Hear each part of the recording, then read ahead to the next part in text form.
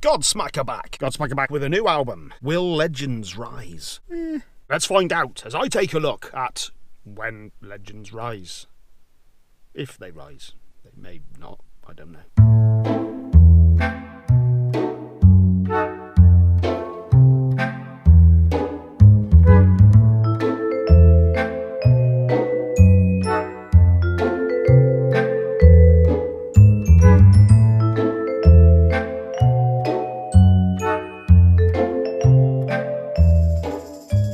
For those of you who are able to process information, you may realise that this is going to be a car edition of my bullshit. Before I get started, if you're new to the channel and the idea of a middle-aged grey twat talking shit about music, most of the time out in fields, but sometimes herein, then subscribe.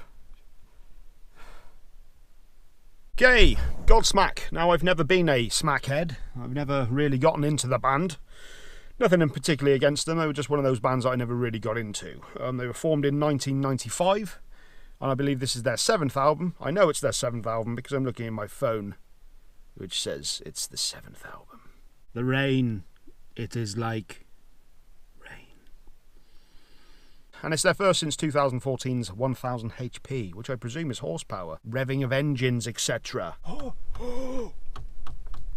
It's a Ford Focus. There's only so much I can do. This album's already gotten... God damn it. This album's already gotten a bit of a backlash from certain people because it goes into much rockier territory. It's not so much a metal album. But from what I understand, a lot of people thought the same of the last album. I felt it was very important to put in a shot with much whist. A wistful shot. As I stated earlier, I've never really been that into the band, so I don't know that much about them. But the plus side of that is that I'm actually not swayed by the musical direction that they're going in. I'm going to purely base this on the songs. Their history means naught to me. Before I get started on the songs, I just want to read an extract from an interview that Sully did with the Los Angeles radio station, KLOS. God damn. Fucking people walking past my car. Son of a bitch! I have a daughter of my own. I'm in a good place in my life. I don't have a whole lot to be really stressed out or mad about, and so the music has to evolve with that, which I can understand. I remember there was that cool interview with Dee Snider, I think it was it in Western Civilization Part 2, where he was talking about and he was looking around at his... no, it might have been Headbanger's Journey, maybe. All of these cursed metal documentaries, and yet I know not. I know not of not, or little of nittle, no. What?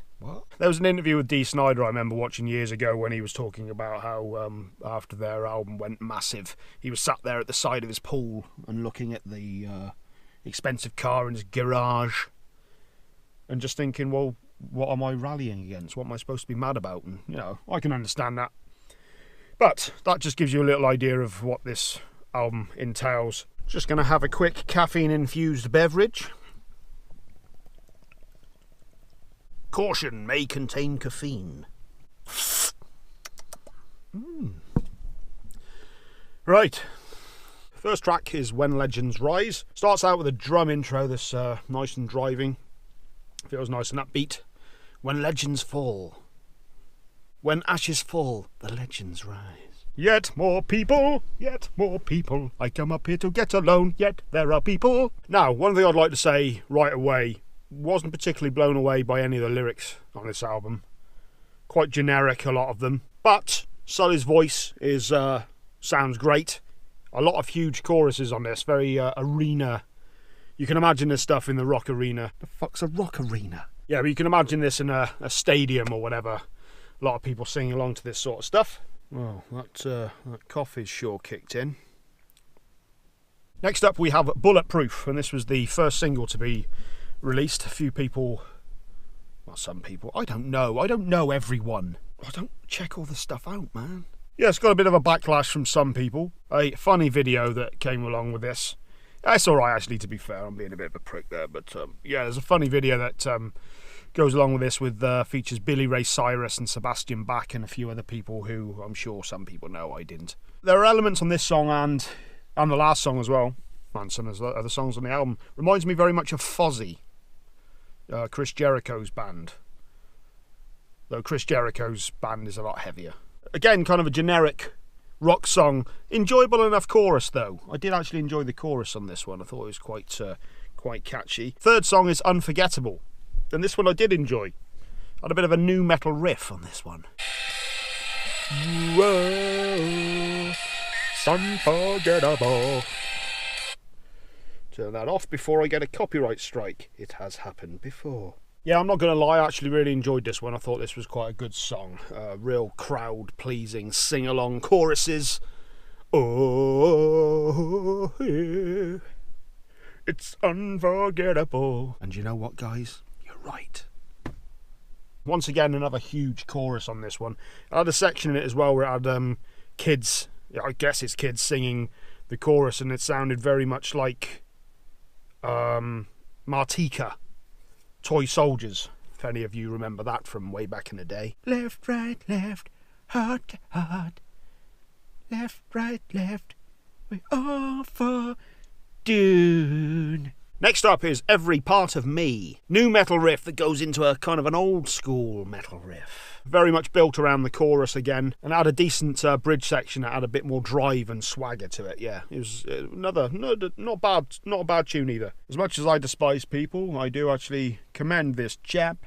Guy just dropped a load of litter then, and another guy went immediately and picked it up and asked him what his problem with out here in this fine countryside. I commend you, sir. I wish I had half of your bravery. You are no doubt hung like a shire horse. Next up, Take It to the Edge. Edgy. Heavy enough, Disturbed kind of riff, as in the band, not as in disturbing. As stated earlier, this isn't a heavy album in terms of, metal music or whatever, but it's actually heavier than I was expecting it to be, which isn't saying it is heavy, it's just saying it's heavier than I was expecting to be. Under Your Scars is up next.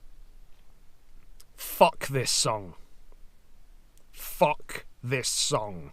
Piano with strings ballad, every power ballad cliche. But Ben, he wrote this song in aid of the inebriated Amamakahuma bird of Tutankhamun. This song fucking sucks. I'm not down with this one. Just to reiterate, fuck this song. Next up is Someday. I feel that this song may have been sullied by the previous turd. After the last turd, I was hoping for something to bring me back. It ain't this song. Sully's vocals are good in this song, but the lyrics again just don't really do it for me. Everyone going back to their cars like, it is still rain. Yes, it was raining when you got out of the car, you twat. Why are you going back to it now, you fuck?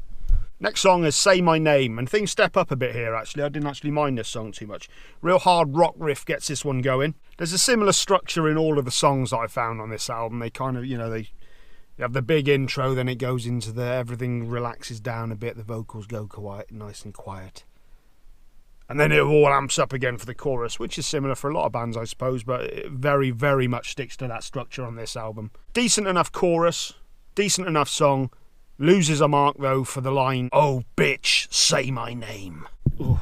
Next up, Let It Out. There was a nice build to this one, actually. It starts out with a single string riff. Drums and bass slowly come in along with the vocals, which really builds up to a nice chorus. So actually quite a decent song, this one. I quite like this one. And then we have the final song, Eye of the Storm. Real nice heavy riff on this one. And then Sully, let's go! Let's go! That's a sort of traditional nu metal kind of, are you ready? Type call to action. This one had a real nice drive and energy to it. And I really had good feelings about this song. And then it got to the chorus and it was just kind of... I felt genuinely disappointed with this song. Because I really felt there was potential with this song. I really felt like it was going somewhere. And it just kind of, as I said, it got to the chorus and there was just kind of nothing there really. And it fades out to this storm. An ominous dark storm, perhaps reflecting the soul. Or the state of the planet, perhaps. Human nature itself. I don't know. The fade-out storm couldn't have been less engaging. So, that was the album. I think I'm going to have to return to giving scores, and I would give this one a 5 out of 10. There are some okay moments on it. I've been quite flippant about it, but there's some okay stuff on it. There's some really strong choruses, some real good sing-along stuff. I could see a lot of this stuff working really well live. Just didn't do much for me in particular. Found a lot of it quite generic, to be quite honest with you. A lot of it didn't really go anywhere. It didn't speak to me, didn't grab me, didn't, you know. I felt that it actually started off pretty well. I enjoyed the first 4 or 5 songs, but once it hit that goddamn ballad, fuck you. Fuck off.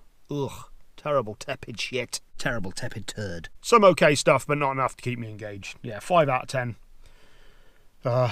Apologies to any smackheads. I was a bit annoyed, I suppose, because I do actually have... There's a hell of a lot of good albums that came out this week.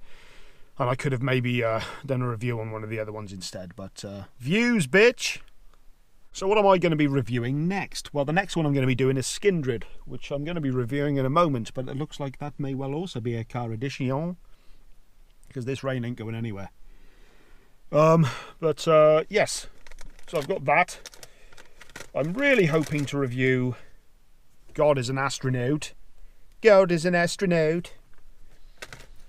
And I might get this, I don't know, there's a couple of other albums I've got. There's probably going to be another good 2 or 3 videos coming out this week. Isn't that a joy? If you haven't already, like, subscribe. I mean, why wouldn't you? This has been riveting.